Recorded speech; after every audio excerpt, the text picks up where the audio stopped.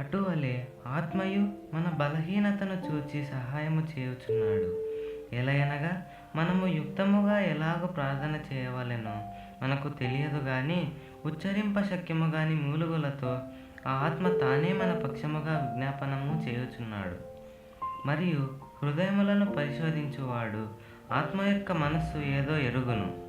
ఏలయనగా ఆయన దేవుని చిత్త ప్రకారము పరిశుద్ధుల కొరకు విజ్ఞాపనము చేయుచున్నాడు. రోమియోలకు రాసిన పత్రిక 8వ అధ్యాయము 26, 27 వచనాలు. ప్రార్థనలోని అతి నిగూఢమైన రహస్యం ఇది. మానవ భాషలో చెప్పలేని దైవ సంబంధమైన ఏర్పాటు. మన వేదాంత విద్య దీనిని వివరించలేదు. అయితే ఈ విషయం అర్థం కాకపోయినా అతి సామాన్యమైన విశ్వాసానికి కూడా ఈ విషయం అనుభవమే. మనకు అర్థం కాని భారాలెన్నో మన హృదయంపై మోస్తూ ఉన్నాం. మన మనస్సు ఎన్నెన్నో అస్పష్టమైన నివేదనలను దేవుని ఎదుట ఉంచాలని ఉవ్విళ్ళూరుతున్నది. అయితే ఇవన్నీ పరమ సింహాసనం నుండి వచ్చిన ప్రతిధ్వనులే, దేవుని హృదయంలో నుండి వెలువడిన గుసగుసలే. సాధారణంగా మన హృదయంలో పాట కంటే మూలుగే ఎక్కువ ధ్వనిస్తూ ఉంటుంది. అయితే ఈ భారం ధన్యకరమైనది. ఈ భారం క్రింద ఆనందగానాలు, భాష కందని ఉత్సాహగానాలు ఉన్నాయి. ఇది ఉచ్చరింప శక్యం కాని మూలుగు. దీనిని మనకై మనం పలుకలేం. కొన్నిసార్లు మన అంతరంగంలో దేవుడే ప్రార్థిస్తున్నాడన్న ఒక భావం తప్ప మరేది అనుభవంలోకి రాదు. ఆయనకే అర్థమయ్యే ఒక అవసరం కోసం ఆయన మనలో ఉండి విజ్ఞాపన చేస్తున్నాడు.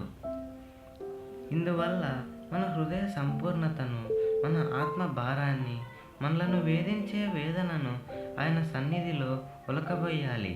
ఆయన వింటున్నాడు, అర్థం చేసుకుంటున్నాడు, స్వీకరిస్తున్నాడు.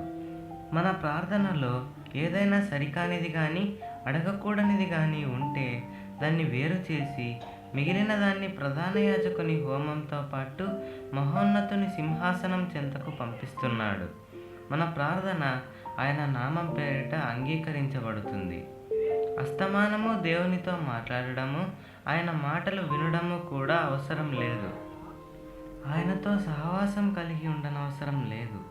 ఊహల కందని ఒక తీయని సహవాసం ఏదో ఎప్పుడూ దేవుణ్ణి మన హృదయంతో ఐక్యం చేస్తూనే ఉంటుంది. తల్లి ప్రక్కన ఒక చిన్న పిల్లవాడు ఉన్నాడనుకోండి. తల్లి కానీ పిల్లవాడు కానీ మాట్లాడుకోకపోయినా వాళ్ళ మధ్య ఒక బంధం ఉంటుంది.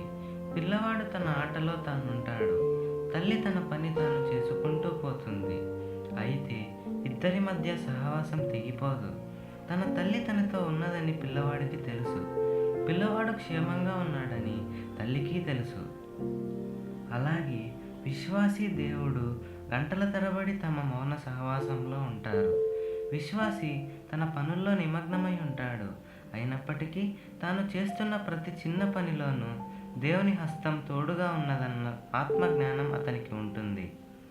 దేవుని సమ్మతి, ఆయన ఆశీర్వాదం తనతో ఉన్నాయని అతనికి తెలుసు.